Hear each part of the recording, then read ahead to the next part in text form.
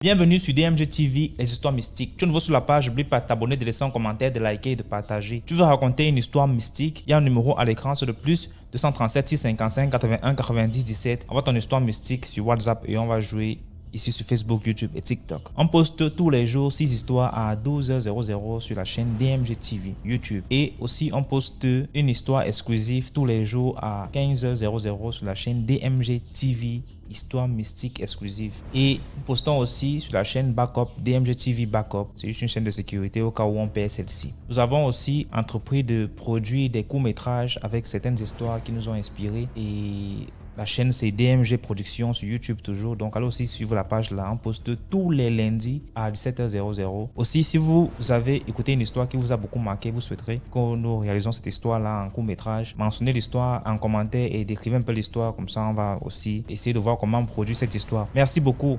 Donc, laissez un like, ce qu'on fait c'est pour sensibiliser. Nous avons toute une équipe sur pied et nous essayons de faire de notre mieux pour pouvoir poster tous les jours ces histoires qui nous enseignent tellement. Donc, laissez un like s'il vous plaît, partagez, commentez. On va écouter la première histoire. Salut DMG, c'est Sagesse de Paul, le guerrier de Dieu. Je tiens à vous raconter l'histoire mystique que j'ai intitulée La puissance de la foi dans la prière. Cette histoire se déroule entre la région de la Damawa et la région de l'Est Cameroun. À l'époque, lorsque je priais, je ne manquais pas d'ajouter le verset qui dit ceci, tel écrit dans la Bible, « Je ferai de tes ennemis ton marchepied ». Moi donc, je priais Dieu en disant, « Seigneur, fais de mes ennemis mon marchepied ». Et c'était avec beaucoup de foi, tel que la Bible dit aussi, « Celui qui a la foi comme un grain de sésame demandera à un arbre de se déplacer et de se jeter dans la mer, et l'arbre vous obéira ». Donc, je ne sais pas, à chaque fois que je prononçais ce verset lors de mes prières et avec beaucoup de foi, c'est comme si c'était habité par le Saint-Esprit. Donc, j'avais une foi, je le prononçais avec une foi. Et au fil du temps, j'ai compris que ce verset, fait de mes ennemis mon marchepied, était comme une bombe atomique. Et c'était vraiment très dangereux pour moi, pour mon entourage et pour quiconque pensait mal de moi. Donc, quand je dis même pour moi-même, ça veut dire que si moi-même, je pense à mal de moi, un truc de pas bien va m'arriver. Quelqu'un, d'ailleurs, dont un tiers qui pense mal de moi, qui a des mauvaises intentions à mon égard, je vous assure qu'il les coupera. J'ai donc compris ça comment. Quand je vivais à Bertois, à l'époque, je vivais chez une tante pendant que je sortais de la maturité, j'avais atteint la maturité et que je me suis lancé dans la vie active. Un jour, nous étions là, on vivait tranquillement, il n'y avait pas de problème, tout allait bien, mais j'ai compris après qu'il y avait un peu de l'hypocrisie parce que je suis sorti pour aller faire les courses un de ces matins. Lorsque je reviens en journée, je trouve qu'il y a tout un cercle, il y a un débat, puisque j'entre, c'est quand même où tu vis. Quand tu entres, tu ne peux pas toquer à tout moment. Quand j'entre, je trouve donc qu'il y a un débat. Il y a un débat, il y a plusieurs objets déposés au sol et presque tout le reste de la maison, tante, mère de la tante et tout, tout le monde sont là, les invités, les gens qui sont venus, les visiteurs, tout était là. Et j'entends, ça parle, ça dit, ce n'est que lui qui peut faire ça, non, je ne suis pas content de lui, il va partir, c'est monté, c'est descendu, on commence à parler, on parle. Quand j'entre, alors subitement, vous savez, quand quelqu'un parle, les gens parlent de vous, dès que vous entrez, ça s'y saute. Et ça se calme d'abord un peu et ça fait semblant de faire autre chose. Donc, ça essaie un peu de vous embrouiller. J'ai bien compris ça. Je suis resté, j'ai marqué un petit temps d'arrêt. Je les ai regardés. J'ai traversé, je suis allé dans la chambre où on m'avait installé. J'ai fait ma prière et j'ai toujours mentionné mon verset préféré. Seigneur, fais de mes ennemis mon marchepied. Moi, je ne sais pas ce que j'ai fait pour que ce débat, il y ait un débat à mon sujet là-bas. Et quand je viens, on ne me fait pas asseoir pour me dire clairement ce qui ne va pas. On parle de moi dans mon dos, on m'accuse. Moi, je ne sais pas, je ne pense pas du mal des gens et tout. Et moi, je ne pense pas du mal des gens. Je n'envie personne. Tout ce que je peux faire, c'est peut-être dire que bon, c'est prendre exemple sur quelqu'un. Telle personne peut faire telle chose, pourquoi pas moi? Si une femme, moi je suis un homme, si une femme peut peut-être conduire un véhicule, pourquoi pas moi un homme? Si peut-être une femme peut piloter un avion, pourquoi moi un homme? Un enfant, moins âgé que moi, peut faire telle chose, pourquoi pas moi? C'est un peu dans ce sens que pense de l'être humain, ce qui me regarde. Mais que faire du mal à l'être humain, là, vraiment, ça, c'est pas moi, c'est pas sagesse de Paul là-bas. Franchement, du mal penser, du mal de l'être humain, non, c'est pas bon ça, parce que moi, au fond, j'aime tout le monde. J'aime toute la création de Dieu, franchement, au fond de moi. Mais je mettais toujours cette phrase, Seigneur, fais de mes ennemis mon marchepied. Tantôt, comme je vous disais, je suis rentré dans la chambre, j'ai fait cette prière et j'ai ajouté ma phrase préférée. Et quelques jours après, j'ai pris mon sac. Comme j'étais dans le majeur, je pouvais aller et venir comme je voulais. Je n'avais plus de compte à rendre vraiment aux gens. J'ai pris mon sac, je suis me suis levé un bon matin, je suis parti sans dire au revoir parce que franchement, ça m'avait frustré. Il m'avait vraiment frustré. Ça me faisait vraiment de la peine, ça me faisait vraiment mal de vie d'avoir vécu avec ces gens, d'avoir toujours été à leur service, à leur écoute. Et qu'on puisse se séparer de la sorte ou bien on puisse inventer une chose qu'on ne m'a même jamais dit. Je sais seulement qu'on m'accusait, mais on ne m'a jamais vraiment dit quel était le but de cette accusation, qu'est-ce que j'avais fait de mal. On ne m'a jamais dit ce qu'aujourd'hui. Je rentre dans la Damawa, en Gaoundé précisément, dans ma ville natale, dans ma région natale.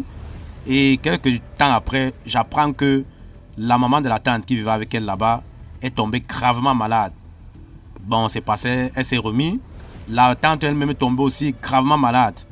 Et c'était pas des maladies qui étaient susceptibles de les emporter. Mais elles se sont remises. Et ce n'est plus ça, c'est la première fille. Donc c'est les gens qui étaient même au centre de la discussion, donc les gens qui étaient au centre du débat à mon sujet, sont peut-être ces personnes qui étaient les plus touchées. La première fille de la tante en question aussi tombée gravement malade. Elle s'est remise. Mais aujourd'hui où je vous parle, toutes sont décédées. Je ne veux pas dire que c'est ma prière qui les a emportées, non. Parce que je vous dis bien qu'elles sont remises. Mais au fil du temps, elles ont fait d'autres maladies, elles sont mortes de mort naturelle. Ça, c'était plus moi, je vais plus avec là-bas. Moi, je sais seulement que ma prière, faire de mes ennemis mon marchepied, ça te frappe pour un temps, mais pas jusqu'à donner la mort à quelqu'un. Parce que ce n'est que Dieu seul qui décide de la mort de quelqu'un. Bien sûr, Dieu a dit, je ferai tes ennemis ton marchepied. Le marchepied, c'est quoi? C'est la terre. Et il est écrit, poussière, nous sommes nés et nous retournerons à la poussière. C'est ça, donc ennemi marchepied. Donc ça veut dire, c'est un peu ça. C'est que j'ai compris aussi d'une part, mais ennemi marchepied, c'est pour dire que ton ennemi peut aussi devenir, comme on dit, les premiers seront les derniers. Ton ennemi que tu servais peut devenir maintenant ton serviteur. Donc c'est un peu ça. Donc l'âme peut changer d'épaule. Donc c'est aussi ça, dans beaucoup de sens. Ne voyez pas seulement ça dans un seul sens ou bien du sens du malheur, non. Voyez seulement que c'est dans le sens où Dieu veut t'élever, donc Dieu t'élève. Quand tu as la foi en Dieu et quand tu pries avec la foi, tu as vraiment la foi en Dieu. Dieu t'élève devant tes ennemis. Il te fait surpasser tous les pieds de tes ennemis. Il te fait vaincre tous les combats que l'ennemi te fait subir. Donc c'est un peu dans ce sens-là. Pardon. Et puis par la suite, comme je disais tantôt, tous ceux à leurs âmes sont décédés, mais je ne veux pas dire que c'est mes prières. Je ne veux pas me répéter. J'étais dans en Gaoundéré où j'étais dans ma région natale, dans ma ville natale. Et je vivais donc maintenant en famille, je suis rentré en famille chez ma grand-mère, mes oncles, donc chez ma grand-mère et ses enfants, quoi. Voilà, donc je suis là, je cherche du boulot, j'ai réussi à obtenir un boulot, je refais mes valises, je m'achète quelques fringues. Un jour, quand je reviens, je trouve que mes valises sont cassées. On m'a emporté tous les fringues, on m'a dévalisé tous les valises en question. Et quand je commence à me plaindre, ça commence à bavarder, ça commence à m'intriguer, ça commence à me crier, me dire n'importe quoi, comme quoi peut-être si c'est une raison de faire quoi tu inventes des histoires, faut pas faire si j'appelle même, je montre même les preuves que voilà ça. J'invente des histoires comment? Je vais me plaire à inventer des histoires parce que c'est monté descendu. Je vous dis que je me suis fait cambrioler dans la maison. C'est dans la maison que je me suis fait cambrioler. Voilà mes valises qui sont toutes cassées. Voilà mes valises, il n'y a plus rien. Tous les fringues dont je viens d'acheter, que vous-même vous connaissez, vous avez connaissance, ces fringues ne s'y trouvent plus. Donc comment vous allez me dire que je suis en train d'inventer des histoires pour créer des problèmes? Non, si tu veux chercher des raisons à partir, non, il faut partir, il faut partir. Il ne faut pas nous créer ce que tu crées là. Oh, c'est monté, c'est descendu. Oh, ça, ok, ça va, j'ai compris. Donc, votre raison, ce n'est que le mot partir là, bon, moi, je pars. De toutes les façons, je suis là grand. Et puis, vivre en famille, c'est plus trop d'actualité pour moi, quoi. C'est comme ça que j'ai pris ma route avec le peu de ce qui me restait de peu dans la valise. Je portais ma valise, je suis parti. Ça m'insultait, ça bavardait derrière mon dos, je n'ai plus dit mot, je suis parti. Je suis donc arrivé chez un cousin qui m'a accueilli. Et là, j'ai fait ma prière comme d'habitude. Seigneur, fais de mes ennemis mon marchepied. Si je les ai accusés à tort et si ils m'ont fait du tort, je remets tout entre tes mains. Fais de mes ennemis mon marchepied. Je vous assure que c'était toujours avec la foi quand je priais. Que le moment où cette phrase sortait de moi, c'était toujours avec beaucoup de foi. Je vous dis que c'est comme si j'avais l'impression que l'Esprit Saint m'habitait à chaque fois que je prononçais. Même comme je vous parle maintenant là. Cette phrase, je sais pas, si je me sens, j'ai un amour pour cette phrase là, pour ce verset là quoi. Fais de mes ennemis mon marchepied. Ça c'est vraiment, non, Dieu est grand franchement. C'est où maintenant alors, je reste donc chez le cousin en question. Quelques temps après, comme la grand-mère avait 6 enfants, dont 3 filles et 3 garçons, quelques temps après, son dernier fils, donc mon petit oncle, son dernier fils fait un grave accident de moto. Jusqu'à ce qu'on m'appelle, on me dit qu'il est à l'hôpital. Je peux aussi l'assister quoi. C'est toujours la famille reste la famille. Je peux pas l'assister, mais dans ma tête, je me dis que voilà comment ils commencent à couper un par un tous ces gens qui étaient là contre moi, qui étaient contre moi et qui me lançaient des mots et qui sont placés vraiment comme mes ennemis. Voilà donc qui commence à couper. Ce n'est plus ça, c'est maintenant le premier garçon, donc mon grand-oncle, qui se retrouve à un mauvais endroit au mauvais moment et il s'est fait choper par la police, donc il s'est fait arrêter et il se retrouve en cellule. Même chose, je pars toujours leur rendre visite, je porte mon assistance à mon niveau. Ce n'est plus ça, voilà la troisième fille de la maman, ma grande-tante aussi, qui tombe gravement malade. Elle avait quoi? Infection pulmonaire, elle a failli passer, mais Dieu merci, elle s'est remise. Mais aujourd'hui, je vous parle, ma grand-mère, chez qui j'étais, qui m'a vraiment élevé presque toute ma vie. Elle est décédée aujourd'hui. Ma grande tante dont je vous ai fait part tout à l'heure est décédée. Mes oncles, ils sont encore vivants. Donc je ne peux pas vous dire que c'est la puissance de la foi de mes prières, donc ma foi dans la prière qui emporte ces gens-là.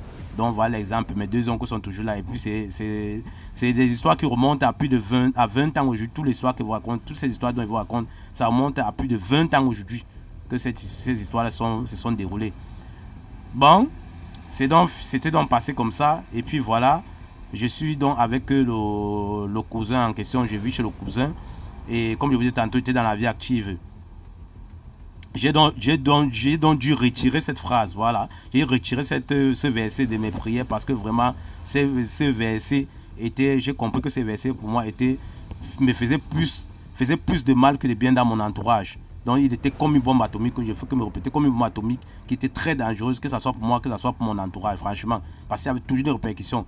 Lorsque ce sont des exemples que j'ai pris. Donc lorsque quelqu'un m'offensait, donc lorsque quelqu'un me fait du tort, donc ce n'est pas seulement ces histoires-là. Je ne m'arrête pas seulement à ces histoires. Ce sont des exemples que j'ai pris dans ma famille pour montrer la puissance du verset dans ma famille. C'est que ça pouvait bien faire d'abord avec les gens qui ont mon sang.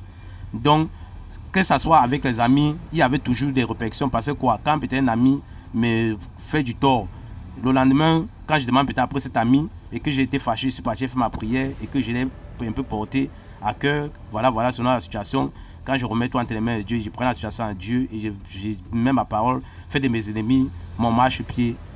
Je vous assure que vraiment cette personne, avec sa dose, avec sa part de correction, de punition, les heures qui suivaient, donc on va me faire comprendre que non, l'ami dont tu parles en question, il a eu tel cas ou bien il a eu tel malheur, il a eu telle situation. Voilà, c'est pour ça qu'il est à tel endroit. On essaie un peu de me faire parler de ça.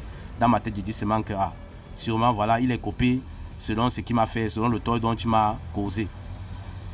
Je disais tantôt que je vivais donc avec le cousin et pendant qu'il était dans la vie active, un jour, franchement, j'étais déjà à bout de sous. Donc, j'avais là des problèmes financiers, franchement. Donc, un soir, je dors, je prie. Donc, comme je vous ai dit que j'ai enlevé le verset, fait de mes éléments au marchepied, j'ai posé à côté. Jusqu'aujourd'hui, c'est du site que j'ai introduit ces versets-là dans mes prières parce que je sais ce que ça peut faire. Parce que c'est vraiment ce que ça peut faire. Parce que moi, je ne pense pas du mal des gens.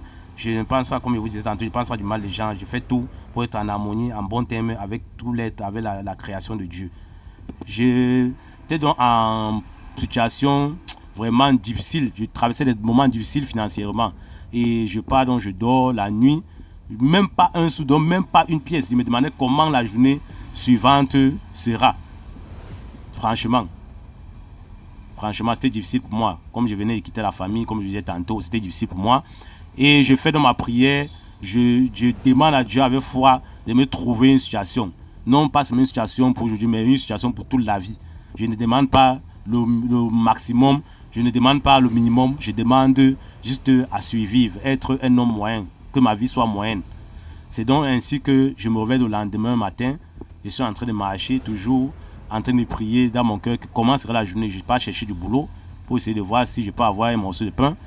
Pendant que je marche là, j'arrive dans une rue. Mais curieusement, la rue, une rue qui est peuplée. À une certaine heure, 9h10, la rue est souvent peuplée, mais je me rends compte, c'est comme si j'étais seul dans cette rue-là. Seul.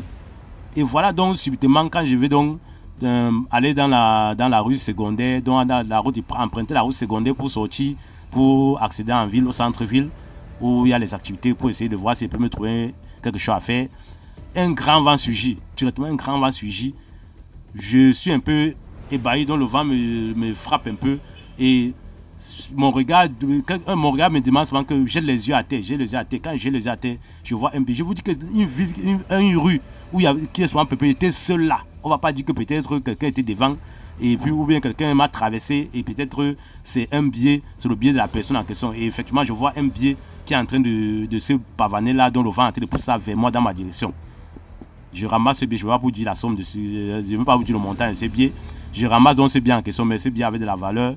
Et puisqu'à l'époque, l'argent avait de la valeur, je ramasse un billet, c'était quand même un bon billet, un gros billet. Je ramasse ce billet, je dis merci à Dieu, je remercie Dieu, je remercie Dieu infiniment. Jusqu'aujourd'hui, il faut que je remercie Dieu infiniment pour ça. Et je vous assure que dès lors, je suis allé, je me suis fait un bon restaurant, je me suis restauré. Et dès lors, depuis ce temps jusqu'aujourd'hui, je vous assure que je n'ai plus jamais dormi affamé. Jamais, plus jamais. Donc c'est pour vous faire comprendre la puissance de la foi dans la prière. Comme je dis tantôt, la vie ce n'est que la prière. Quelqu'un qui prie avec la foi, je vous assure, prier Dieu avec la foi, vous obtiendrez ça. Dès que vous mettez le doute dans la prière, vous perdez tout, vous avez tout gâché, franchement. Donc prions avec foi et prions sans cesse. C'était l'histoire que tenait à partager avec la grande famille DMG. C'était Sagesse de Paul Augueré de Dieu depuis la vie écrivée au Cameroun. À vous de liker, de commenter, de partager, surtout de vous abonner à la chaîne DMG TV. Parce qu'avec DMG TV, l'esprit de l'être humain reste animé pour les deux mondes par ça, le monde visible et invisible. Je vous remercie de m'avoir écouté. À très bientôt pour d'autres histoires mystiques.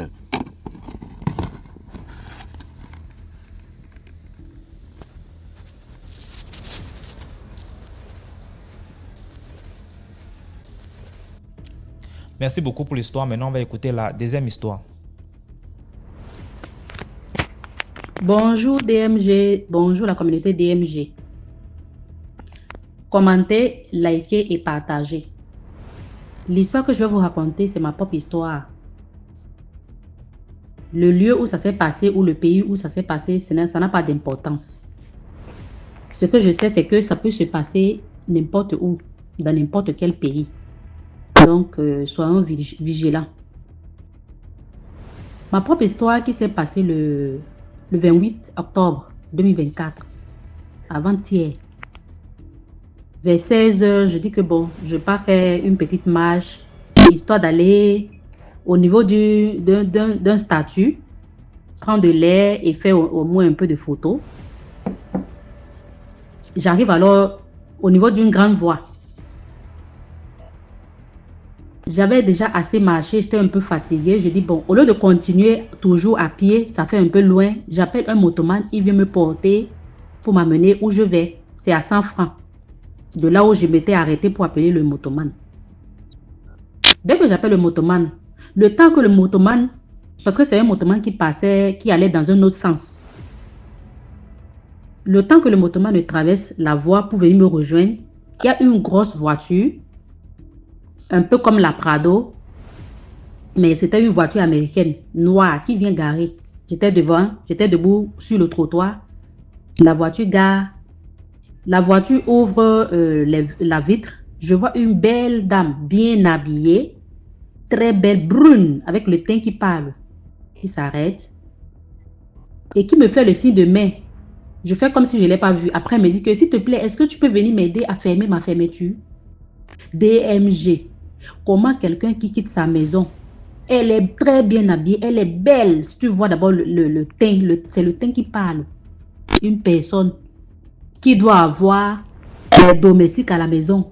Elle était conduite par un chauffeur. Elle ne demande pas au chauffeur là de s'arrêter ou de venir l'aider à fermer la fermeture. C'est moi, la pauvre fille qui est debout sur le trottoir attendant ma moto.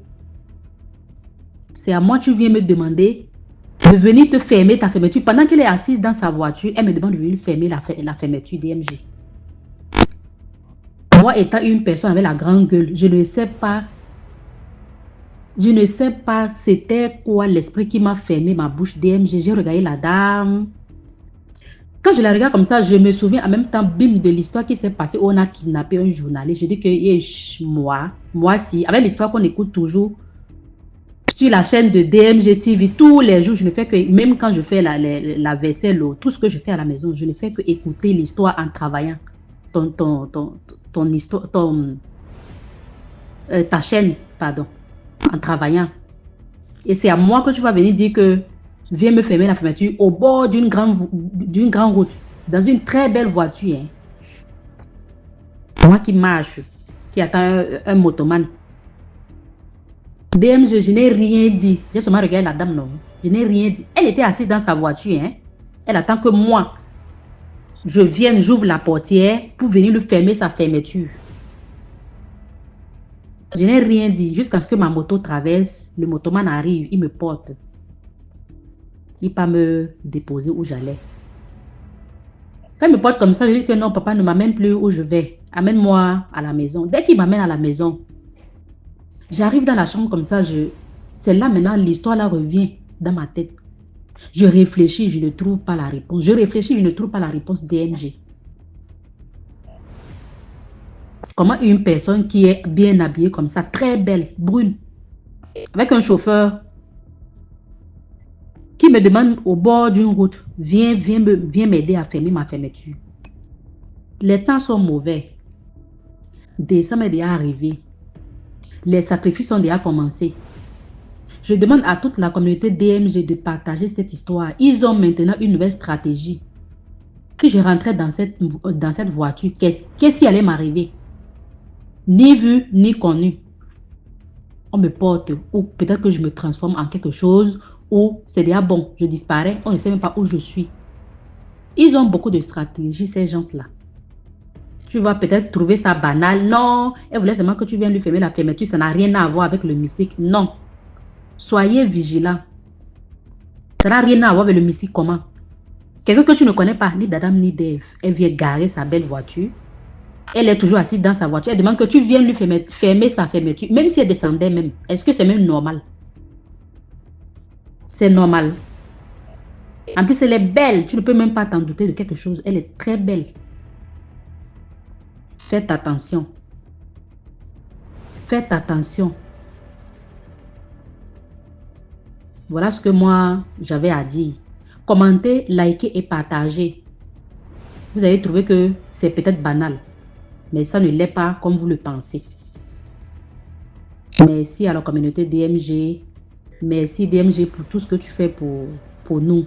Ça nous édifie. J'écoute toujours ton histoire, j'écoute ta télévision, j'écoute tout le temps les histoires qui se passent. Donc, je suis déjà devenue très, très méfiante. Soyez vigilants. Partout où vous marchez, soyez très, très vigilants. Merci et bon week-end à tout le monde. Merci beaucoup pour l'histoire. Maintenant, on va écouter la troisième histoire. Alors, l'histoire d'aujourd'hui, bonjour, bonsoir. Comment c'est là qui est partagée? C'est les causes, les jaloux et la prestigigatrice démasquée. Alors, c'est une histoire qui se passe à soi. C'est un monsieur qui fait dans le cacao, il s'investit, les gens sont là à ne rien faire. Les gens du centre, on se connaît entre nous. Alors, le monsieur, il prospère, ses champs donnent, il prospère, il construit une très belle maison. Et un jour au village, il y a un enfant qui a un malaise, il se noie et on l'accuse, on dit que c'est lui le sorcier. Il a tué l'enfant ici et ça. Alors le gars dit, s'il a tué l'enfant, alors c'est tout le monde qui était jaloux de lui, hein. Tous les paresseux là étaient jaloux de lui, de son succès, du fruit de son travail. Alors il dit que s'il a tué l'enfant, qu'on amène n'importe qui pour prouver que c'est lui qui a tué l'enfant. Alors, ils vont cotiser, hein, toutes les maisons du village cotisent pour aller trouver le tradit praticien qui va venir prouver que c'est un sorcier, que c'est lui qui a tué l'enfant. Il a mangé l'enfant dans le camp. Pendant qu'on y est, on va en trouver une dame. Elle vient avec ses 2 assistants. Elle vient là, c'est une femme assez forte de taille, de corpulence. Elle est là avec ses 2 enfants. En fait, avec ses 2 assistants. Et on fait le bois, on fait le feu, on fait tout ce qu'il faut faire. On avait avancé de l'argent. Tout le monde était présent. Tout le monde était présent. Et on se met à creuser. Pendant qu'on creuse, vous savez, les jeunes du quartier, ils sont très, très, très, très vigilants parce que je vais profiter pour raconter 2 histoires dans une. Les jeunes du quartier sont très vigilants. Et pendant qu'on creuse, ils creusent. Et puis un jeune a remarqué dans la poche de l'un, il y avait une boîte verte. On creuse. Et puis un moment, elle demande aux gens de s'éloigner. Elle va faire partie des esprits. Il y a les esprits ici. Et on nous regarde et dit, il va faire sortir une boîte verte du trou là. Il entre, il creuse, il fouille. Il dit, ah, voici quelque chose qu'on a trouvé. La dame vient, elle danse. Après, elle appelle un monsieur notable du village. Viens creuser ici, viens creuser. Le gars vient, il creuse. Quand il finit de creuser, qu'est-ce qu'il fait? Il trouve la boîte verte. Les jeunes commencent à demander à celui qui a dit que, mais attends, comment tu as fait pour savoir que la boîte qu'il allait trouver, elle va être verte? Et il leur dit, j'ai vu la boîte là cachée dans ses habits. Parce qu'on a dit, il y a souvent des gens extra-lucides, des gens qui comprennent vite. Les tours de prestigigation là. Après, elle trouve un autre espace, elle se met... Donc, ça fait que quand les gens commencent à se parler, et un soleil assez est sorti et tout ça, les gens se mettent à... On a commencé à les surveiller. Les gens les surveillaient. Ils ont recommencé quelque part encore à faire un rituel où ils font creuse. Et je ne sais pas comment le gars avait toujours fait pour voir. Moi, je me dis qu'il était extra lucide. Alors, il dit, maintenant, on va trouver une petite marmite avec les cadenas au-dessus. On creuse ailleurs, on creuse. Après, on crée un scandale, on crée un petit truc. Et tout le village était inconscient que c'était une arnaque. Et pendant qu'on creuse, là, on fait tout. Et puis, on trouve la marmite avec les cadenas. Et entre-temps, on les avait vus porter le sac qui avait la marmite et les cadenas. Alors, le scandale a commencé à chauffer. On a commencé à malmener la dame et tout ça. Et à un moment, on voit la dame qui se met à crier. Ouais. OK. Alors, la dame, dans son vêtement, avait un pangolin vivant. Elle avait chronométré ses choses. Donc, comme le vêtement était assez ample sur elle, donc elle allait entrer, danser. Et fait sortir le pangolin comme si elle faisait sortir un totem. Donc, quand l'arnaque n'a pas marché comme on voulait, le pangolin a eu chaud, il s'est mis à la griffer et elle a réagi. Il dit cette histoire avait fini au commissariat de Soie. Ça avait fini au commissariat de Soie. Et c'est comme ça que l'arnaqueuse a tout avoué, ses tours de passe-passe et tout ça.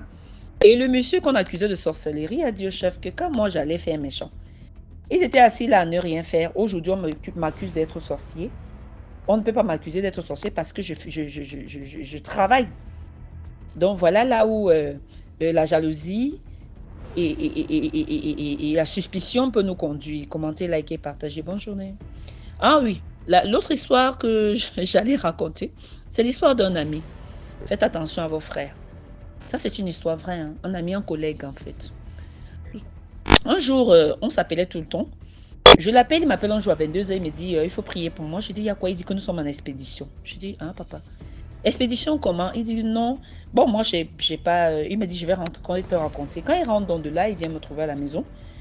Alors, il me raconte que son frère, qui les avait quittés depuis très longtemps, était parti travailler, on ne sait pas où, a réapparu au village. Comme leur mère, comme j'aime souvent dire, leur mère était très crédule aux histoires de sorcellerie parce qu'elle-même d'abord, c'était, moi je vais pas aller par 4 chemins, je vais dire, il n'y a qu'une sorcière pour reconnaître ses coéquipiers. Hein. Parce qu'elle-même, on l'accusait de beaucoup de choses. Hein. Elle a même fui le village et tout ça. Alors, cette dame, son frère un jour dit que ils sont partis dans une plantation dans le village voisin. Parce que ce qui est bizarre, c'est que on a affaire ici à un monsieur qui a minimum master dans la poche, mais qui se laisse embobiner comme ça, comme quelqu'un qui n'a pas... C'est-à-dire que même la logique, la raison, c'est pour ça que moi je parle souvent de la clairvoyance, il n'a même pas de clairvoyance. Donc son frère dit qu'il est parti travailler dans le village voisin, Et elle est tombée sur un gars qui a commencé à lui faire les prophéties sur ses frères. Oh, on les a bloqués, leur avenir ne passe pas, machin, ceci. Toi, tu as refusé de faire l'école. Toi, tu as refusé de faire ci et faire ça. L'avenir, est-ce que tout va aller comme vous voulez? Dieu ne peut pas faire que votre père est proviseur et puis vous voulez que toute votre vie soit droite. Non, c'est pas possible. Hein? C'est pas possible. Ça va pas se répéter. On va dire quoi? Ça va pas se répéter chez vous. Il n'y a pas que vous sur la terre. Bref, on passe. Alors, leur frère leur dit, il rencontre un monsieur, il dit que non, le monsieur ne prend pas l'argent, il fait seulement les prières, vous achetez le matériel de traitement. C'est comme ça que toute la famille va louer un car pour aller dans une cacaoyère du village voisin. Alors moi, je suis intriguée, je dis, mais attends un peu. Vous allez dans une cacaoyère dans le village voisin alors que le sorcier vient de votre village? Non, on a dit que c'est là-bas où les sorciers de mon village sont partis attacher les trucs pour... on va dire quoi? Sont partis enterrer les trucs pour nous bloquer. Et vous savez que les cacaoyères, c'est pas prochain. Quand on dit la cacaoyère du village, voilà, c'est-à-dire que le gars a fini de se renseigner. Moi, je me dis, leur frère qui a monté cette arnaque a fini de se renseigner et tout. Alors, la petite histoire, ils vont dans ce truc, ils travaillent, jusqu'à un moment, quand ils veulent partir, le marabout commence à crier, wow, mon, la passion, on a attrapé son esprit, ne vous approchez pas, elle va vous lancer. Donc, il y a une dame, ce collègue me raconte, il y a une dame qui est accroupie au pied d'une cacaoyère. Dans tout ça même, ils sont dans la nuit et vraiment les gens sont, les bandits sont courageux. Aucun serpent ne peut les piquer, mais toi, essaie un peu d'aller là-bas dans la nuit, tu vas voir. Alors, et la dame est accroupie au pied d'un cacao, de trop quoi, d'un arbre dans cette cacaoyère, un cacao. Et le frère dit que oui, c'est maman telle.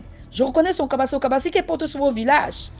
Et c'est comme ça que l'autre frère reconnaît aussi, parce qu'ils étaient deux à vivre là au village, que oui, maman telle a sur un cabas comme ça. Donc peut-être la femme de lui a séché son cabadé, on est parti voler. On est venu habiller un complice avec qui s'est accroupi. Ils ont dépensé l'argent pour louer la voiture. D'ici jusqu'à Ngoumou. De Yaoundé jusqu'à Ngoumou. Après, la suite de l'histoire, c'est que après ça, on est parti dans la maison de leur père, creuser. Alors, je lui dis, est-ce que tu as assisté à la fouille jusqu'à la fin? Il me dit non. À un moment, le tradipraticien a dit que nous, on sort. Il est resté seulement avec mon petit frère. Lequel? Mon petit frère qu'il avait trouvé. Et quand il a trouvé un truc avec une cartouche avec les noms des gens, c'est à mes frères qu'il a montré. Toi, l'intellectuel, il t'a montré. Il me dit non. Mais ils ont dit qu'il y avait non inscrit, on allait tous mourir. Ah oui, après, pour la petite histoire, entre-temps, il y avait l'un des fils de la dame qui était décédé, donc ce qui créait cette paranoïa quelque part. Donc elle avait peur de perdre encore ses enfants. Je lui ai dit, mais attends, un intellectuel comme toi, tu laisses ça. Il me dit non, tu te tais, machin. Bref, le gars a travaillé sur eux. Alors il continue à travailler sur eux. Là où le pote rose est découvert, c'est que le gars les a traités comme ça pendant presque 4 à 5 mois. À un moment, tous sont tombés malades. Donc, tous les 2 fois par semaine, ils se retrouvaient chez l'un d'entre eux. Et le monsieur était là, il priait, il faisait les rites jusqu'au matin. On ne les payait pas, mais on achetait les rites. On dit quoi, le matériel des rites. Donc, on lui remettait l'argent pour acheter le matériel. Mon frère, s'il est technicien comme nous, les techniciens là, est-ce que dans l'achat, il ne va pas s'en sortir? Jusqu'au jour où ils sont tombés, 2 parmi eux sont tombés gravement malades. Et c'est là où ça m'a dit que, mais tu travailles sur nous depuis plusieurs mois. Mais on est là seulement, la vie ne donne pas. Rien ne donne. Et on continue à avoir des cas de maladie. Et aujourd'hui, cette dame a encore perdu 2 de ses fils. Et pour la petite histoire, et c'est vrai, c'était elle pratiquait pour contrôler la vie de ses enfants. Donc, il n'y a que les bandits pour se reconnaître entre eux. Commentez, likez, partagez. Bonne journée à tous. Merci beaucoup pour l'histoire. Maintenant, on va écouter la 4e histoire. Commentez, likez, partagez. Bonjour DMD TV. J'espère que tu vas bien. Salut à toute la communauté DMG. Plus de bénédictions à vous et que Dieu nous garde tous. Je viens comme ça raconter une histoire que j'ai vécue. À cette époque-là, je pense que je devais avoir 26 ans ou 27 ans à peu près. Donc c'est comme ça, vous savez, à ces âges-là, on découvre beaucoup de choses et tout, entre amis et tout. Donc c'était un vendredi, je pense, un vendredi, oui. Donc on a fait une petite collecte entre amis et tout. On s'est dit, bon, écoute, on est au quartier, on va un peu changer un peu de zone, mais toujours dans le quartier. Donc on va un peu plus loin de là où nous habitions. Et on y va, on on trouve un maquis là où il y avait multiples genres de personnes, quoi, d'âge, ou sinon qui fréquentaient ce bar-là. Donc, du coup, on s'est assis là, on était là, ça papotait, ça commandait des bières et tout et tout. Et la collecte que nous avions eu à faire avec les tournées, les différentes tournées, voilà, c'est terminé et tout. Donc, c'est comme ça comment... Moi, j'avais une petite cachette. Et cette petite cachette-là, je voulais faire, en fait, c'était programmé pour faire autre chose. Donc, c'est comme ça comment j'ai fait sortir cette petite cachette-là. J'ai encore commandé 2 tournées. Et je me suis dit, bon, en tout cas, je peux encore enlever quelque chose. Je vais remplacer ça d'ici quelques jours, en tout cas. Donc, c'est comme ça comment on a continué dans l'ambiance et tout et tout. Il faisait pratiquement à peu près 17h, 18h et quelques. 17h, 18h moins, à peu près. Donc, c'est comme ça comment... En fait, au maquis, au bar en question, il n'y avait pas un endroit où se soulager. Donc, les gens allaient soit derrière le bar ou alors un peu plus loin. Donc, c'est comme ça comment moi... Je me soulageais normalement à côté, mais je ne sais pas pourquoi, mais avec l'afflux des personnes qui venaient, je me suis dit non, là, je ne peux plus me soulager, là, il y a trop de monde maintenant, tout ça. Donc, je suis allé un peu plus loin. Quand je suis allé un peu plus loin, il y avait un petit carrefour là, un semblant de petit carrefour, et je suis allé vers là où j'ai vu à peu près comme une broussaille. Et là, il y avait une piste juste en face, donc je me suis mis à côté. J'ai commencé à uriner là. J'ai uriné. Quand je lève la tête, vous savez comment nous les hommes, on se soulage. Donc vous avez la plupart du temps la tête baissée. Vous regardez un peu à gauche, à droite, tout ça, pour voir s'il n'y a pas trop de passants ou s'il n'y a pas une femme ou des petits-enfants. Et quand je termine, je lève la tête, je vois des billets de banque de 10 000, 5 000. Oh, merde. J'ai dit, ça, c'est quoi ça? Oh, tout cet argent-là. Et je vois ça aligné. Et c'est carrément en bordure de la piste en question. Donc, c'est sûr, c'est à l'herbe.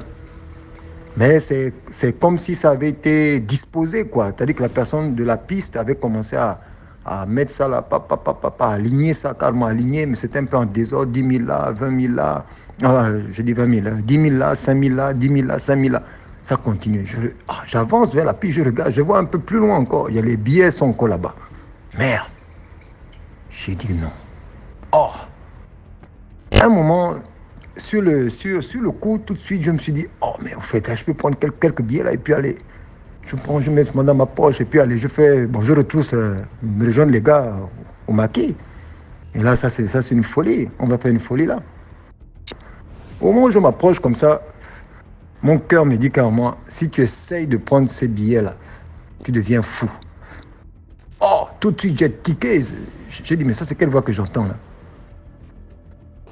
Au moment, c'est-à-dire, j'essaie de raisonner un peu en moi, mais la voix encore insiste.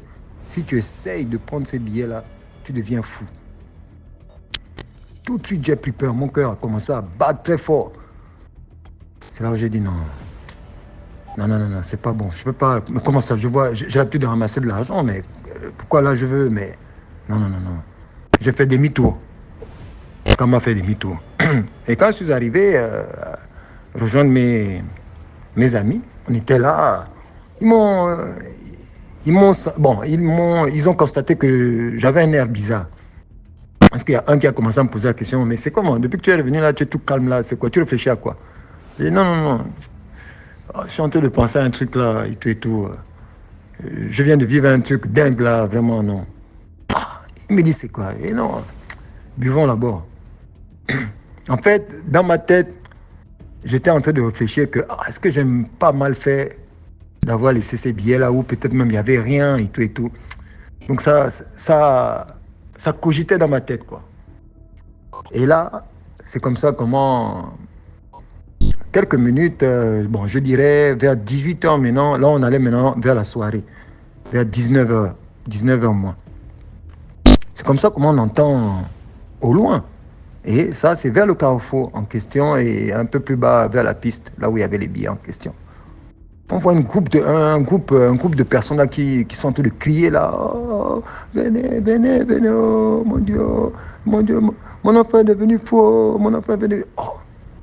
Donc c'est comme ça comment tout le monde se décale, quitte un peu le maquis avec sa bouteille à la main. Bon. Au moment où on avance et tout, on regarde. On voit un jeune garçon, pratiquement à peu près de mon âge, complètement nu, et qui était en train de raconter de n'importe quoi, mais sa famille était là, mais personne n'arrivait à le saisir. Non, impossible. Les gens veulent l'attraper, ils dégagent les personnes, ils les frappent même, après ils commencent à raconter, oh ils sont là, mais même pourquoi, voilà. En fait, ils disaient des choses qui n'avaient pas de cohérence, vraiment, non. En fait, on ne savait même pas dans quoi, qu'est-ce qu'ils voyaient, où est-ce qu'ils pensaient être, en fait. Parce que c'est comme si il était quelque part en train de parler aux gens. Et en même temps, sa famille était là, et les gens du quartier, et tout. Donc c'est comme ça comment je touche mes deux gars. Et non, les gars, pas au repentant au maquis. Je vais vous raconter. C'est comme ça, quand on va au maquis, je leur explique le problème. Quand j'explique le problème, papa me dit, oh, tu es sérieux de ce que je suis sérieux. Je te dis, j'ai vu les billets là. Parce qu'en fait, quand on est sur le coup, les gens ne comprenaient pas. Mais quand moi, comme j'avais déjà compris, donc quand on a fait demi-tour, c'est plus tard d'autres qui sont partis du maquis, aller écouter un peu qu'est-ce qui ne va pas. C'est comme ça comment, en fait, l'information, c'était que le jeune garçon a vu des billets quelque part et il a indiqué exactement où c'était.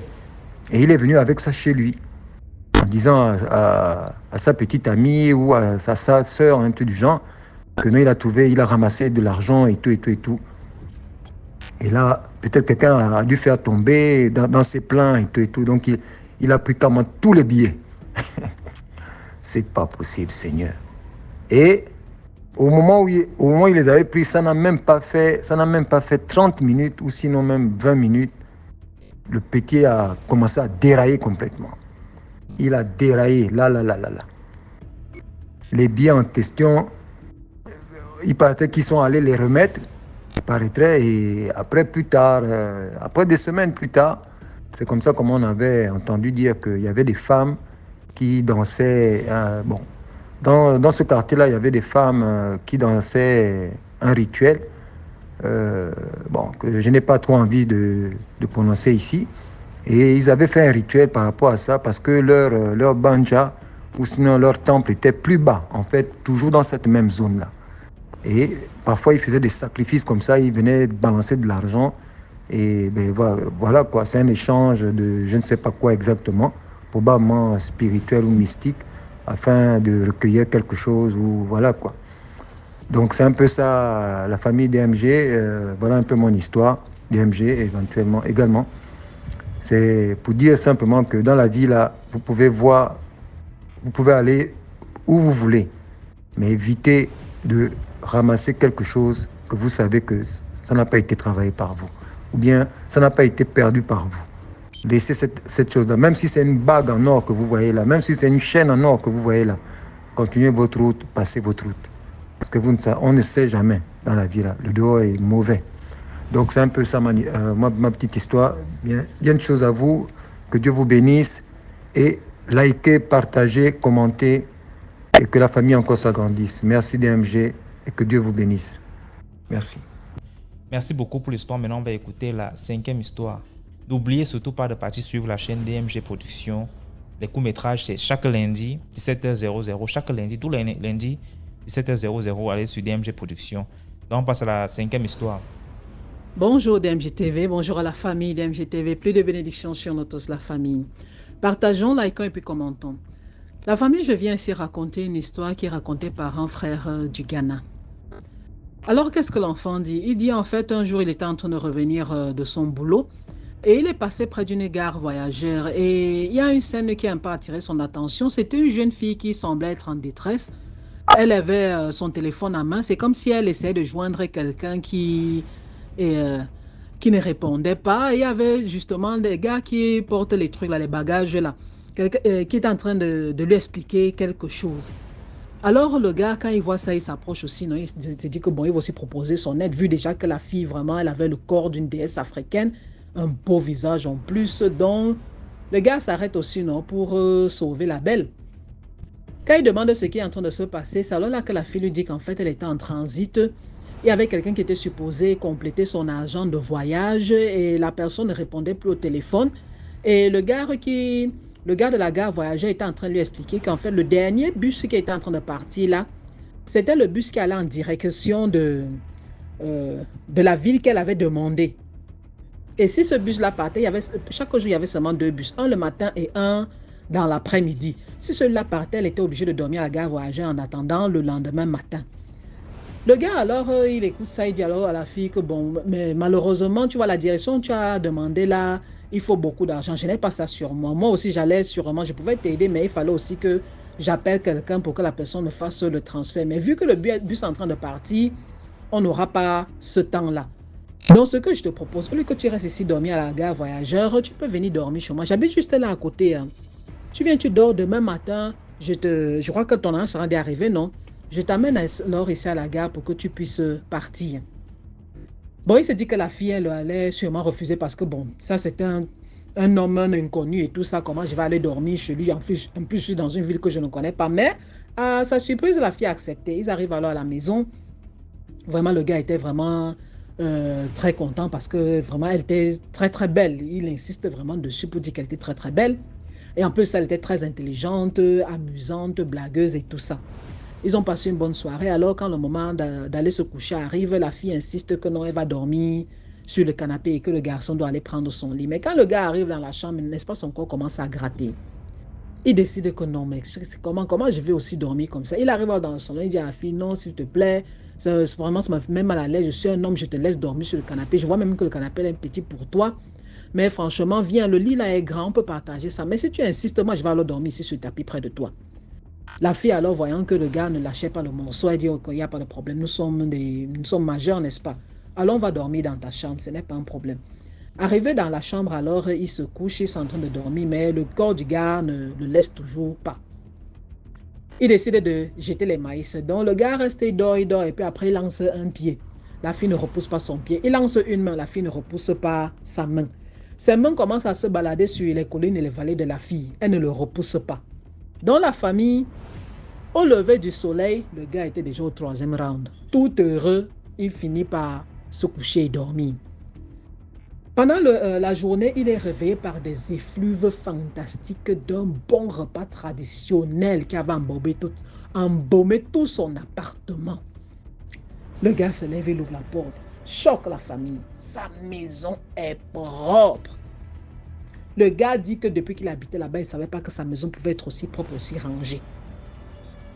Il regarde, et parce qu'en fait, il dormait, son petit appart là, c'était une chambre, un salon, une petite kitchenette, une petite toilette.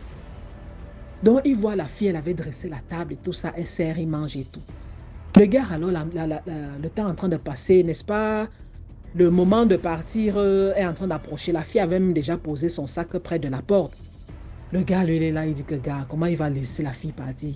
Il commence un peu à flatter, mais comment? Est-ce que c'est important? Tu pars là? Est-ce que tu ne peux pas partir demain? Tu vois, peut-être c'est même Dieu qui a voulu qu'on se rencontre, s'il te plaît, ma chérie. Permets au moins, même 2 jours, non? Donne-moi seulement 2 jours, il n'y a pas de problème. Moi-même, je vais payer ton transport. Donne-moi 2 jours, non? Il a fini par convaincre la belle et elle est restée, elle a accepté passer encore 2 jours avec lui. Et le gars était heureux. La famille, le gars était heureux. Parce que la fille, vraiment, son motto, c'était tant que tu te mets au garde-boue, je te mets au repos. Donc le gars était, chaque fois qu'il rentrait du boulot, la table était faite, la maison propre, les trucs faits. Et en plus, ça, la famille, entre-temps, la fille avait reçu l'argent qu'elle attendait là. Et une grosse somme en plus. Le gars dit qu'il avait été choqué. C'était une grosse somme en plus. Elle était même allée acheter des petits accessoires là. Elle a encore bien décoré son appart. Et il a même déjà une armoire à chaussures, les machins. Donc c'était super beau déjà son appart. Même il était choqué. Il était content chaque fois qu'il entrait là-bas, la nourriture et tout ça. 2 jours devient une semaine. Maintenant, le gars dit que avant la fin de la 2e semaine, il dit qu'il ne sait pas ce qui s'est passé. Il a commencé à ressentir une répulsion vis-à-vis de la fille. Il a commencé à lui jeter les petits mots. Non, il faut pas, je ne t'ai pas fait venir ici, c'était juste parce que tu t'attends de partir. N'oublie pas que tu es de passage. Il faut déjà que je t'accompagne à la gare voyageur. Tu n'as pas à venir investir dans mon appartement. Je n'aime pas qu'on touche à mes affaires comme ça. Tu es en train de changer mon environnement. Moi, je ne veux pas déjà me marier. Je ne sais pas trop à quoi tu es en train de penser quand tu investis comme ça et tout ça. La fille a dit que, pardon, calme-toi, je n'aime... Tout ce que j'ai fait là, c'est juste pour montrer mon appréciation. Et plusieurs fois, j'ai voulu partir. C'est toi qui as incité que je reste. Donc, s'il te plaît, calme-toi. Et effectivement, le lendemain, quand il revient du boulot, la maison propre, la fille avait fait à manger, mais elle n'était plus là. Elle était apparemment partie. Le gars, bon, il s'est senti un peu mal pour la façon dont il a parlé à la fille, mais il se dit que, bon, en tout cas, bon, je vais essayer de la contacter parce qu'il avait son Facebook et il avait tous ces trucs, n'est-ce pas, Instagram et tout ça, il avait pris tout ça. Et lors de leur causerie, il avait un peu localisé sa maison, c'était dans une ville voisine à la sienne. Cette nuit-là, il mange et il dort. Maintenant, la nuit, quand il se passe, son plancton commence à gratter. Quand le gars regarde un petit bouton, le lendemain, le plancton, quand il se réveille, le bouton avait triplé en volume. Hey! Le gars il serre les dents, il pèse le bouton là, parce que c'était gros comme un bouton d'abcès. Il pèse ça. Il dit que c'est qui a coulé de là, puait pas possible. Le gars courait pas prendre les antibiotiques, les machins, c'est tout ça. Mais la famille, on dirait que le fait qu'il avait percé le premier bouton là, il avait seulement déclenché invasion planète plantain. La même nuit quand il s'est levé, il avait mal, ça grattait, il y avait plein de boutons sur son plantain et les boutons étaient déjà en train de monter au niveau de son bas-ventre jusqu'au nombril. Donc 3 jours après que la fille soit partie, voilà ce qui est en train de lui arriver. Le gars dit que ce jour-là, il ne sait pas comment il a fait pour pouvoir se déplacer, arriver à l'hôpital. Parce que même pour s'habiller, il avait seulement jeté une djellab sur lui, un boubou. Parce qu'il ne peut pas mettre de pantalon serré. Non. C'est seulement ça qu'il a jeté sur lui, il est arrivé à l'hôpital. À l'hôpital, les gars, regardent, ça c'est quoi ça? On fait toutes sortes d'examens. Pas de STD, rien. Mais le gars, c'est qu'est-ce que tu as? Il m'a dit que non, pardon, va chercher ailleurs. Ce n'est pas à ce niveau-ci. Tu n'as rien, nous on ne voit rien. Il faut que tu ailles chercher ailleurs. Le gars, n'est-ce pas? Il entre dans le Facebook de la fille, regarde, tous les trucs avaient disparu, la famille, tous les trucs avaient disparu, ses pages, tout, ça avait disparu. Le gars dit, je me suis plongé dans quoi comme ça, non? Il porte ses 4 membres, sans oublier le 5e malade là, il part chez sa mère. Maman, me voici, quand la mère regarde. Hey! Elle prend le téléphone, elle appelle sa soeur dans la tante du gars. Pardon, viens vite, viens voir ce que ton fils préféré, celui que tu appelles ton enfant préféré là, viens voir ce qu'il nous a déposé ici cette fois-ci. Viens donc me voir avec tes yeux avant que je n'enterre le sorcier ici. Viens voir. La tante arrive aussi quand elle voit ça. Ah, pardon, tout le monde dans la voiture, Tu sais, est-ce que tu peux retrouver sa maison? Tu te souviens un peu des trucs, des indications et tout ça? Et il dit, oui, je peux retrouver, oui, allons-y. Ils arrivent dans la ville voisine, ils arrivent effectivement devant une maison. Quand ils sonnent, c'est un enfant qui vient ouvrir. Oui, ma chérie, on cherche Abigail. Hein? Vous cherchez qui? On cherche Abigail. L'enfant les regarde comme ça. Qui vous a envoyé? Dit que, mais comment ça? On cherche Abigail. Il n'y a pas une personne, il n'y a pas un adulte à la maison. Oui, maman est là. Ok. Finalement, ils arrivent au salon, ils trouvent la maman, ils trouvent quelques personnes là. Oui, on cherche Abigail et tout ça. Les gens les regardaient seulement comme ça. Vous dites que vous cherchez qui? On cherche Abigail. Vous la connaissez? Oui. Où est-ce que vous l'avez rencontrée? Il explique aussi, la gare voyageur, elle voulait voyager, patati patata, j'ai fait quelques jours avec elle et tout ça. Hey! La maman commence là-bas. Les pleurs, les enfants sont en train de pleurer. Sa tante et sa mère sont en train de se regarder que le gars, si dans quoi est-ce qu'il nous a foutu cette fois-ci? Qu'est-ce qui se passe finalement quand la maman réussit à se calmer? Qu'est-ce qu'elle explique? Effectivement, sa fille Abigail, elle était en train de voyager pour aller, il y avait une de ses copines de l'université qui allait se marier là et certaines des filles de l'université avaient profité de l'occasion, dans les amis, non? Que non, on va tous se rencontrer là-bas au mariage. Parce que depuis que nous sommes partis à l'université, nous ne sommes pas rencontrés. On profite de l'occasion pour lui offrir un beau mariage et tout ça. Et c'est effectivement pendant ce mariage-là que le cas dans lequel elle était avait fait l'accident et elle avait été parmi les personnes à perdre sa vie ce jour-là. Donc Abigail, on annonce au gars qu'Abigail, ça fait quelques mois déjà qu'elle est morte et enterrée. Donc celle que tu as rencontrée là, nous on ne sait pas qui c'est.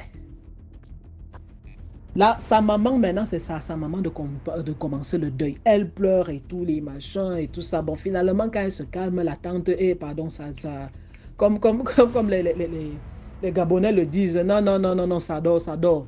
La tante prend le téléphone, ils partent de là, elle appelle, et pendant qu'elle appelle, on lui annonce, on lui renseigne, on renseigne la tante sur un vieux papa qui est un peu au nord du pays. Là, il faut aller. Si vous avez la chance, il va accepter s'il n'est pas trop tard et tout ça. Et effectivement, le gars est là-bas, il est en train de se soigner. On dit qu'après, quand ça va finir là-bas, il faudra aussi qu'il aille faire les rites chez la Abigail, dans la famille de la fille. Il y a aussi des rites à faire là-bas. Donc maintenant, le gars, alors, il raconte son histoire aussi pour dire que, pardon, s'il y a quelqu'un d'autre qui connaît aussi quelque chose qui peut l'aider. Donc, c'est ça la famille. Qu'est-ce qu'il y a encore à dire? Vivons seulement, le monde est formidable, vivons seulement. Passez une bonne journée, bye. Merci beaucoup pour l'histoire. Maintenant, on passe à la 6e histoire. YouTube, il y a DMG Productions. Là, on poste tous les lundis, on poste un film. Tous les lundis, il y a un nouveau film à 17h00. Les films, c'est les histoires qu'on réalise aussi. Tous les lundis, la chaîne, c'est DMG Productions. Bonjour DMG TV, j'espère que vous vous portez bien. Alors je vais aller vite vu qu'on n'a que quelques minutes. Alors c'est l'histoire de mon cousin qu'on va appeler Jacques et de son ami qu'on va nommer Christophe. Alors Jacques et Christophe sont des amis qui se sont connus depuis l'école maternelle, qui ont fait le secondaire ensemble et qui ont fait même l'université ensemble. Alors quand les deux ont été diplômés, ils ont eu du mal à trouver du boulot dans leur domaine. Donc Jacques s'est dit, bon, écoute, je vais commencer par le bas de l'échelle petit à petit et je vais trouver un moyen pour atteindre mon niveau qu'il faut. Alors Jacques a trouvé un petit poste de caissier dans une poissonnerie et il a commencé par là. Mais Christophe n'était pas du même avis. Lui se disait, non, on a des grands diplômes, on a souffert à l'école, on a souffert à l'université, ce n'est pas pour être dans de petits boulots. Moi, tant que je ne trouve pas quelque chose dans mon domaine bien élevé, bien payé, je ne travaillerai pas. Donc, Jacques, lui, faisait son petit boulot. Il allait, il venait. C'était le fils unique de ses parents. Donc, ses parents étaient aisés. Malgré ça, il voulait quand même s'en sortir de lui-même. Donc, il travaillait. Et Christophe, lui, ne faisait rien de ses journées. Il venait juste rendre visite à Jacques, rester avec lui au boulot. Et à la sortie, il lui grattait quelques billets et il rentrait. Donc, ils ont continué comme ça pendant 1 an, 2 ans, 3 ans. Et un beau jour, Jacques il a remarqué que ça faisait 2 ou 3 jours que Christophe n'était pas venu lui rendre visite. Il s'est dit, mais c'est curieux, Christophe est toujours fourré chez moi et tout, et on s'appelle tout le temps. Qu'est-ce qui s'est passé? Il prend des nouvelles, son numéro ne passe pas. Il appelle les parents de Christophe et ils lui font savoir que Christophe s'est levé un beau jour. Il a dit qu'il a trouvé une opportunité au Togo et il est parti. Bon, Jacques ne s'est pas inquiété plus que ça. Il s'est dit, bon, sans nouvelle, bonne nouvelle. Si quelque chose se passait, sûrement, on aurait des échos. Et il a continué sa vie. 1 mois après, il était au boulot quand une voiture a débarqué, une voiture luxueuse. Et qui descend de la voiture, c'est son ami Christophe. Il se dit, mais Christophe, qu'est-ce que tu fais avec le véhicule? Sa première pensée était que Christophe avait peut-être trouvé un poste de chauffeur quelque part. Mais Christophe lui dit non, que le véhicule lui appartient et que la fille lui a souri. Jacques se posait des questions, mais il n'a pas voulu trop entrer dans les détails. Il s'est juste contenté d'être content pour son ami. Donc, Christophe l'a invité à manger, l'a invité chez lui, il louait un appartement très beau, très bien entretenu. Il sortait avec une métisse, avec des formes voluptueuses. Bref, il menait la belle vie. Jacques se posait des questions sur ce changement brusque, mais il n'est pas allé en profondeur. Ils ont gardé le contact, mais chacun faisait sa vie différemment. Mais Jacques se posait toujours des questions, mais bon, il a laissé tomber. Alors, Christophe venait toujours chez Jacques. Bref, ils ont repris encore leur amitié comme avant. Un matin, Christophe appelle Jacques et il lui dit, j'ai vu un terrain dans une ville un peu éloignée de la capitale. Et j'ai envie que tu m'y accompagnes, mais je ne veux pas informer mes parents ni tes parents pour le moment. J'aimerais qu'on conclue le contrat d'abord. Et si c'est bon et que le terrain est bien, on les informera. Tu m'accompagneras demain. Demain, c'est samedi, tu m'accompagneras. On ira rapidement et Quand on reviendra, on leur expliquera. Ne dis rien à personne. Jacques s'est dit, ok, il n'a pas trouvé louche. C'est son ami, c'est son meilleur ami depuis plus de vingtaine d'années. Il n'y avait pas de questions à se poser. Et ils sont partis et ils ont fait le rendez-vous, ils ont pris le rendez-vous pour le lendemain matin. Donc le samedi matin, Jacques s'est levé, il a informé ses parents qu'il allait faire un tour qui ne va pas durer, mais il n'a pas donné plus de détails et il allait rejoindre Christophe à un carrefour. Tous les deux, ils ont pris la route de la ville. Ils roulaient. Ils ont fait près de 5 heures de temps avant d'arriver dans la ville. Et même arrivés dans la ville, ils se sont encore plus enfoncés. Donc, ils sont venus à un moment où il n'y avait même plus de maison, il n'y avait pas de civilisation, rien du tout. Alors, Jacques commençait à se poser des questions et il demande à son ami Christophe, mais tu vas acheter un terrain jusqu'ici pour faire quoi? Toi, un jeune, non? C'est trop loin. Allons chercher plus ailleurs. Jacques et Christophe disent, non, c'est ici que je vais acheter le terrain, c'est ici qui m'intéresse. Viens, on va au moins voir le propriétaire d'abord. Ok. Donc, ils sont partis et ils se sont retrouvés devant une case qui avait une clôture, mais pas de portail. Le portail, c'était deux petits bois. Donc, quand ils sont arrivés, Christophe a garé devant la maison. Les deux sont descendus. Donc, Jacques attendait que Christophe le dévance, vu que c'est lui qui connaît la maison. Christophe dit non, voilà la maison.